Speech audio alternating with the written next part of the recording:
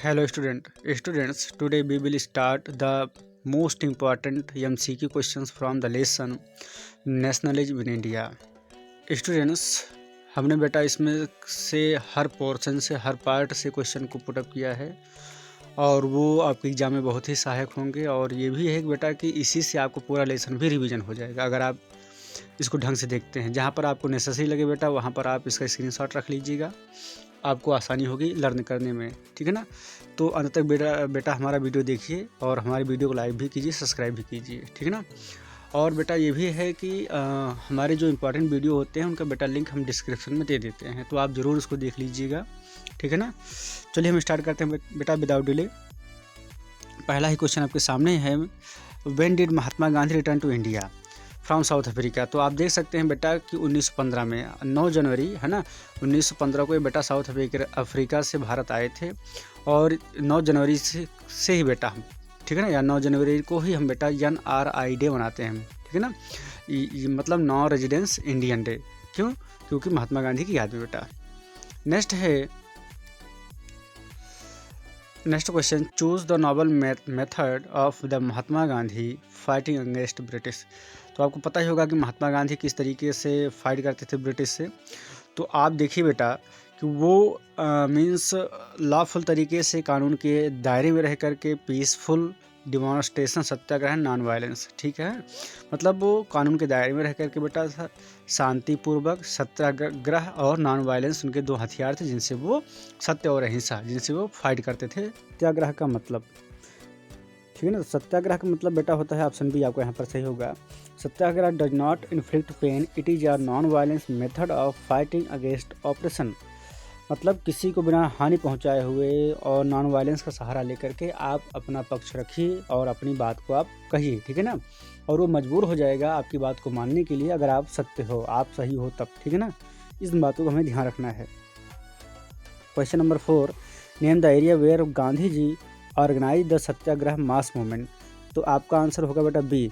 देखिए, चंपारण बिहार था बेटा, खेड़ा था और गुजरात था। तो बिहार में बेटा 1917 था और फिर गुजरात में बेटा भी 1917 था और अहमदाबाद में 1918 था। तो ये आपके महात्मा गांधी के 3 ऐसे प्लेसेस थे जहाँ पर वो गए साउथ अफ्रीका से आने बाद और वहाँ पर उन्होंने सत्याग्रह मूवमेंट चलाया। नेक्स्ट है आपका, व्हाट वाज रॉलेट एक्ट। तो रॉलेट एक्ट क्या था बेटा? तो इसमें था कि allowed detention of the political prisoners without trial for 2 years. तो यहाँ पर ध्यान रखना है कि बिना किसी मतलब ट्रायल के, ठीक है ना, बिना किसी का सुनवाई के ही किसी व्यक्ति को संदेह के आधार पर गिरफ्तार करके उसको जेल में डाल दिया जाता था।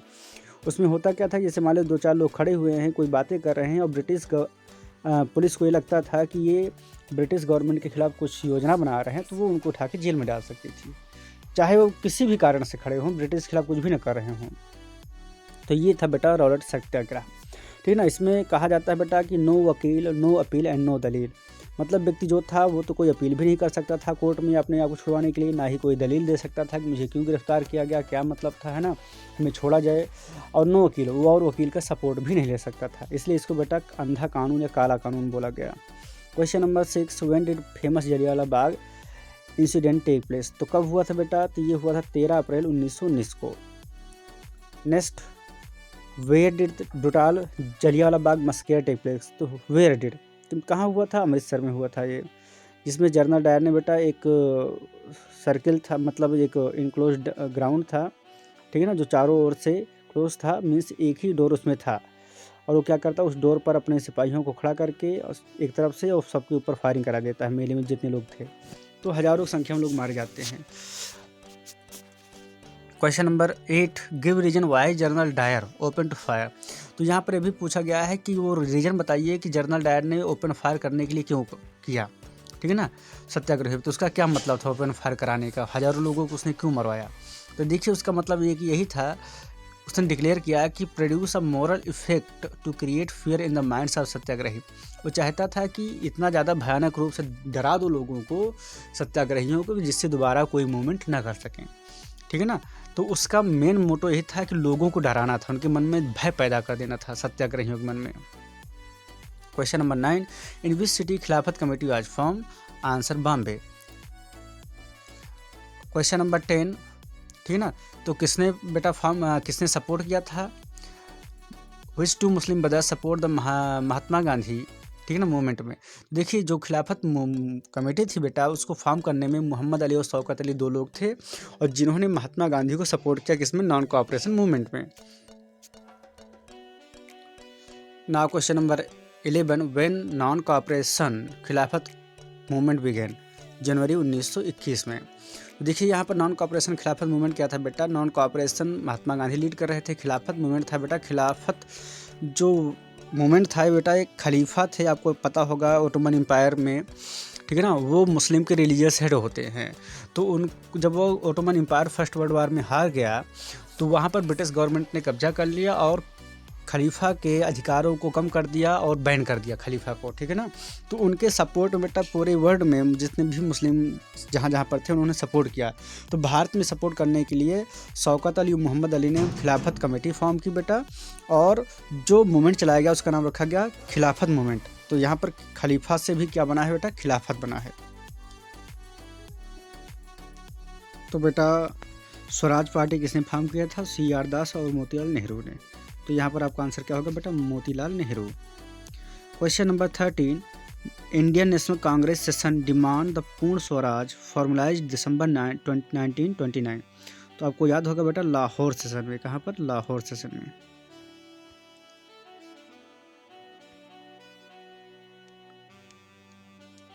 Now question number 14, reason for calling off the non cooperation movement by Gandhi जी।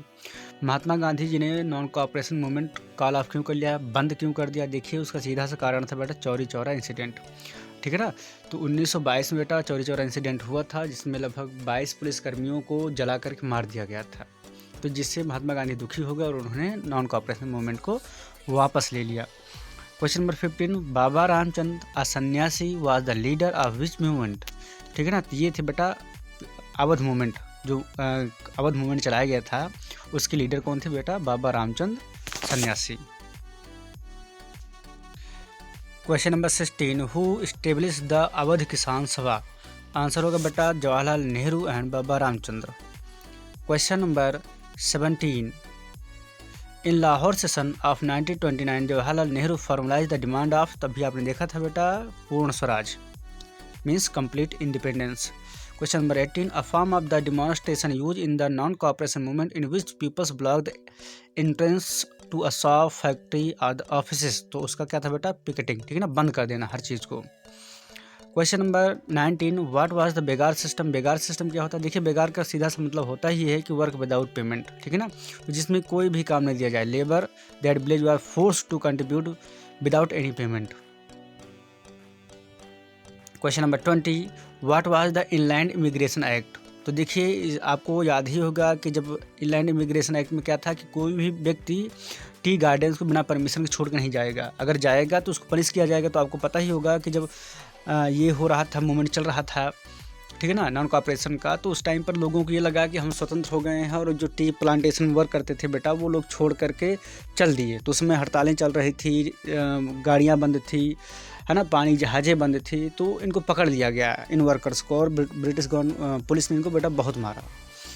तो plantation workers for not permitted to leave the tea gardens without permission. तो इसको आप याद रखिएगा, 60 क्वेश्चन में भी आ सकता है। Question number 21, who announce the was offered of the dominion status for India and when. Answer होगा बेटा आपका वायसराय इरविन 1929 में। तो वायसराय इरविन ने बेटा 1929 में भारत को डोमिनियन स्टेटस का दर्जा देने की बात कही। Who form the Swaraj party with in the Congress. तो आपने इसका आंसर भी बेटा देखा ही है ना, भी CR Das and Motilal Nehru, option D. Question number 23, who found the depress class association. Students, इसका आंसर होगा बेटा BR अम्बेडकर, ठीक है ना। तो depress class association BR Ambedkar के थ्रू फॉर्म किया गया था। Question number 24, name the party did not boycott the council election held in the year 1921। तो बेटा थी और थी justice party. Question number 25, where did Mahatma Gandhi start his famous salt march. कहाँ से उन्होंने स्टार्ट किया था? आपको पता होगा, साबरमती से लेकर के दांडी मार्च तक, ठीक है ना। जब वो स्टार्ट किए थे बेटा तो साबरमती आश्रम से वो डांडी मार्च किए थे। तो डांडी चूँकि समुद्र किनारे पड़ता है तो वहीं पर जाकर के उन्होंने साल्ट लॉ को ब्रेक किया था। Question number 26, when did salt march start and how many volunteers in the starting with Mahatma Gandhi.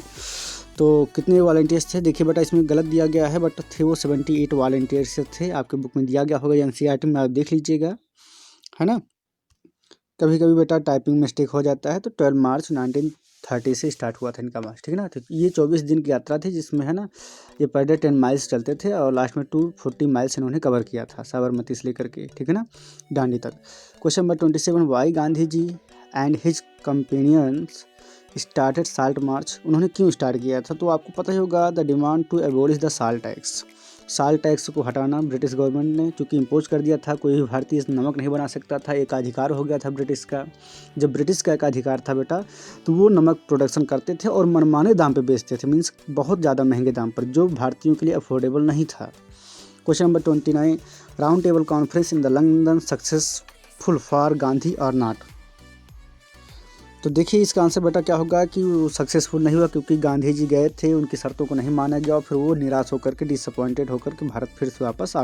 Now question number 30, did the British government agree with Ambedkar's demand for separate electorates for Dalit. Yes इसका answer होगा। देखिए British government ने तो उनकी बात मान ही ली थी, बल्कि महात्मा गांधी इस बात से नाराज़ थे कि देश का बंटवारा जाति के आधार पर न किया जाए। नहीं तो अगर आज दलितों के लिए अलग मांगा जा रहा है तो कल सिख भी मांग सकते हैं, कोई और भी जातियां मांग सकती हैं, है ना। तो अभी हमने तो हिंदू मुस्लिम को एक किया है, अब फिर पता चल रहा है कि हिंदुओं के ही बीच में डिवाइडेशन हो रहा है। तो कहीं ना कहीं जाकर के फिर बाद में पूना पैक्ट होता है महात्मा गांधी और अम्बेडकर के बीच में। Now question number 31, who were the leaders of the SRA means Hindustan socialist Republican army form in 1928। तो बेटा इसके हेड थे जो लीडर थे भगत सिंह थे, जतिन दास थे and Ajay Ghosh, means option B.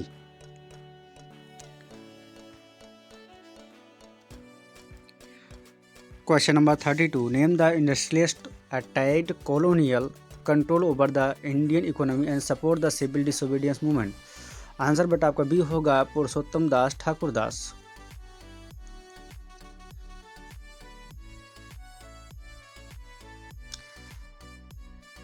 Question number 33, who threw a bomb in the legislative assembly in 1929। Answer is Bhagat Singh and Batukeshwar Dutt. Question 34, what was the reason for Mahatma Gandhi's fast unto death in 1932। Mahatma Gandhi ने क्यों शपथ खाई थी या क्यों उन्होंने कहा था कि हम मर जाएंगे भूख हड़ताल से अगर आप हमारी मांग नहीं मानते हैं तो, ठीक है ना। तो बेटा इसका आंसर होगा क्लैश विद डॉक्टर अंबेडकर, ठीक है ना। तो उनका चूँकि डॉक्टर अंबेडकर जी ने ब्रिटिश दलितों के लिए एक अलग सेपरेट इलेक्टोरेट की डिमांड की थी, जिसके अगेंस्ट थे महात्मा गांधी। ना question number 35, in which year the second round table conference was held.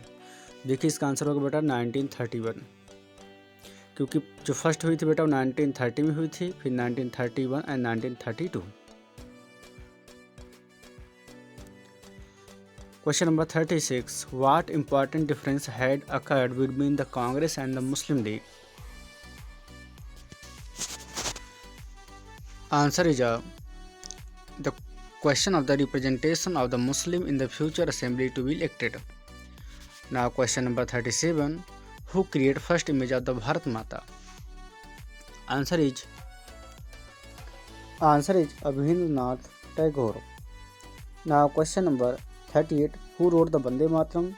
Bankim Chandra Chattopadhyay. Which famous writer from Bengal led the movement for Folkers as part of the National League? तो बेटा कौन से थे बेटा, उनका नाम था Rabindranath Tagore. Question number 40, during the swadeshi movement in Bengal a tricolour flag was designed by the Gandhi ji, which three combined of the colours was. तो उसमें कौन से बेटा 3 कलर थे, तो उसमें थे green, red and white.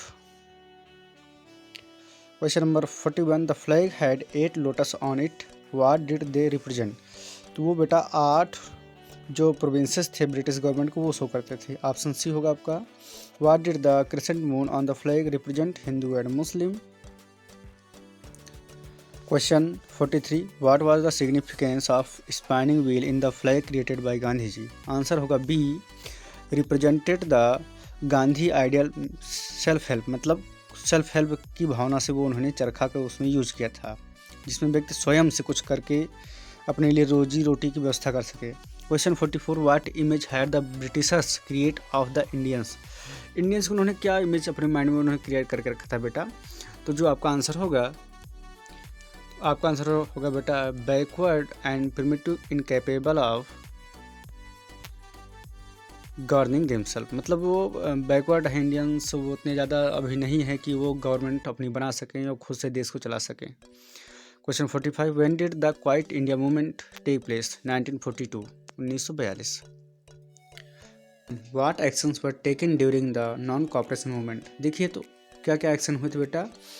Surrenders of the titles that the government awarded and a boycott of the civil service, army, police, court and the legislative councils, schools and foreign goods। मतलब हर उस जगह का बेटा बहिष्कार किया गया जो ब्रिटिश गवर्नमेंट से रिलेटेड था। क्यों? क्योंकि हमको उनको सपोर्ट नहीं करना है। आपको पता होगा कि महात्मा गांधी ने एक बुक लिखी है हिंद स्वराज, ठीक है, जिसमें उन्होंने यही बताया था कि हमें ब्रिटिश का सपोर्ट अगर हम नहीं करते हैं तो विद इन ईयर में वो देश छोड़कर वापस चले जाएंगे। Next question 48, it was on this occasion that Gandhi ji delivered the famous speech. देखिए जब क्विट इंडिया मूवमेंट चल रहा था बेटा, तो उसमें महात्मा गांधी ने यही कहा कि डू और डाई, करो या मरो, अर्थात देश के लिए कुछ कर जाओ या फिर देश के लिए आप अपना बलिदान दे दो। Now question number 49, what sort of the occasions were taken by the peoples during the quit India movement? तो क्या किया गया बेटा? तो देखिए हड़ताल, ऑप्शन सी आपका सही होगा बेटा इसमें, है ना। Hartals and the demonstrations and processions were accompanied by the national songs and slogans. देखिए मतलब क्या हुआ, हड़ताल होने लगी बेटा, जगह जगह ब्रिटिश गवर्नमेंट का बहिष्कार होने लगा, नेशनल सॉन्ग गाए गए, हमारे जो पैट्रियोटिक सॉन्ग बनाए गए थे लोगों को जगाने के लिए, देश की भावना फील करने के लिए, है ना। तो वो सारी चीज़ें बेटा उस टाइम पर चलने लगी थी। Now next question 50, what happened according to the Gandhi-Irwin Pact 1931? Gandhi consented to participate in round table conference in London and government agreed to release the political prisoners। तो देखिए यहाँ पर कई क्वेश्चन बनते हैं, in which year the Gandhi Irwin pact was signed? तो आपका answer होगा 1931, ठीक है ना। और क्या समझौता हुआ बेटा? तो समझौता ये हुआ कि महात्मा गांधी ने कहा कि ठीक हम सेकंड राउंड टेबल को ज्वाइन करेंगे और आप हमारे जो पॉलिटिकल प्रिजनर्स हैं इनको छोड़ दीजिए, ठीक है ना। तो ये समझौता हुआ था। हालांकि महात्मा गांधी जाते हैं सेकंड राउंड टेबल में 1931 में और लंदन से वो निराश ही वापस आते हैं क्योंकि उनकी मांगों को वहाँ पर नहीं माना गया। Now question number 51, why did Gandhi ji organise satyagraha in 1917 in Kheda district of Gujarat? Simple सा आंसर है बेटा इसका 1917 ही organise satyagraha to support the peasants of the Kheda district. तो वो क्यों गए थे बेटा वहाँ पर खेड़ा डिस्ट्रिक्ट में पीजेंट्स को सपोर्ट करने के लिए, क्योंकि उनसे ज़्यादा टैक्सेस लिए जाते थे। तो उनका सपोर्ट करने के लिए, चूँकि फसल ख़राब हो चुकी थी और जो किसान थे वो इतने एबल नहीं थे कि वो टैक्स पे कर सकें ब्रिटिश का, तो वो अपोज कर रहे थे। तो उन्हीं सपोर्ट करने के लिए महात्मा गांधी वहाँ पर गए। ना question number 52, why was satyagraha organise in Champaran? Champaran में क्यों गए बेटा? तो देखिए चंपारण में वो गए, तो चंपारण में गए बेटा कि Bihar to inspire the peasants struggle against the oppressive plantation. तो देखिए चंपारण में ऑपरेसिव प्लांटेशन जो चल रहा था, वहाँ पर इंडिगो उगाया जा रहा था और जिसको उगाने के बाद उन किसानों की जो लैंड होती थी वो अनफर्टाइल हो जाती थी। तो जिससे उन्होंने कहा कि हम इसको नहीं उगाएंगे। और उगाने के बाद भी उसको ब्रिटिश सही दाम नहीं देते थे, बहुत सस्ते दामों में परचेज करते थे। तो उसका वो लोग विरोध कर रहे थे कि हम नहीं उगाएंगे, हम अपना फूड आइटम्स जो हमारे लिए जैसे गेहूं हुआ, धान हुआ, हम इनको उगाएंगे, हमारा पेट भर सके। तो ब्रिटिश उनको फोर्स कर रहे थे कि नहीं आप इंडिगो ही उगाओ। इंडिगो मतलब नील, जिससे हम कपड़े को कलर करते हैं। तो उन्हीं का सपोर्ट करने के लिए महात्मा गांधी चंपारण गए। तो बेटा इससे ये क्वेश्चन बहुत बनता है कि भाई महात्मा गांधी वेंट टू चंपारण, भाई महात्मा गांधी वेंट टू खेड़ा। तो इस चीज़ को आप थोड़ा ध्यान रखिएगा। अब जैसे अहमदाबाद क्यों गए थे 1918 में? तो वो अहमदाबाद में गए थे मिल वर्कर्स को सपोर्ट करने के लिए, क्योंकि वो जहाँ वहाँ के मिल वर्कर्स जो थे उनको एक फेयर वेजेज नहीं मिलता था, मालिक उनको फेयर वेजेज नहीं देते थे, तो इसलिए वहाँ पर हो गए। Now question number 53, the Simon commission was boycotted. अब साइमन कमीशन का विरोध क्यों किया गया? क्योंकि there were no Indian members in the Simon commission, क्योंकि उसमें कोई भी भारतीय मेंबर नहीं था, इसलिए उसको बायोकाट किया गया। और गो बैक साइमन, ठीक है ना, गो बैक साइमन का जो है स्लोगन दिया गया हर जगह पूरे भारत में। Question number 54, why was Alluri Sitarama Raju well known? तो एल्लूरी सीताराम राजू किस लिए जाने जाते थे? क्योंकि उन्होंने बेटा मूवमेंट का सपोर्ट किया था, कहाँ पर? आंध्र प्रदेश में, ठीक है ना, ट्राइबल मूवमेंट का। Now question number 55, what kind of the movement was launch by the tribal peasants of the Gudem hills in Andhra Pradesh? तो कौन से मूवमेंट, किस तरीके से वो फाइट करते थे ब्रिटिश से? वो फाइट करते थे बेटा गुरिल्ला मूवमेंट में, जिसमें होता छिप के वार करना, ठीक है ना, कि 2 4 10 लोग छिपे रहते थे। जैसे आप बड़ी आर्मी का आप फाइट नहीं कर सकते हो, उसमें ज़्यादा लोग हैं, तो सामने वाला क्या करता है? छिप कर वार करता है, तो उसको बोलते हैं guerrilla movement. Now 56, the main problem with the Simon commission was that? तो उसमें क्या था बेटा कि it was all the British commissions, ठीक है ना, आपने अभी देखा है कि उसमें कोई भी इंडियन मेंबर्स नहीं था, तो यही इसकी मेन दिक्कत थी कि उसमें सभी लोग क्या थे बेटा? ब्रिटिश थे। Now next, who wrote the Hind Swaraj? Simple answer बेटा महात्मा गांधी। महात्मा गांधी ने हिंद स्वराज बुक में ही लिखा था कि अगर हम ब्रिटिश का सपोर्ट नहीं करते हैं तो British within a year Indian छोड़ के भाग जाएंगे, इंडिया छोड़ करके, ठीक है ना। तो उसमें उन्होंने एक नॉन कॉपरेशन की बात की थी, किसमें बेटा? इस बुक में, कि if we not support the British within a few years they left our country. Now question number 58, who started the Muslim league? Muslim league के फाउंडर कौन थे, किसने स्टार्ट किया था? तो सिंपल आंसर बेटा आपका Mohammad Ali Jinnah. Now question number 59, between the Ambedkar and the Mahatma Gandhi which pact was signed? तो आंसर होगा बेटा आपका पूना पैक्ट, सितंबर 1932। तो इसमें क्वेश्चन ये भी बन सकता है कि in which year the Poona pact was signed? Answer 1932, ठीक है ना। Question number 60, who wrote the Anand Math? Your answer है बंकिम चंद्र चट्टोपाध्याय।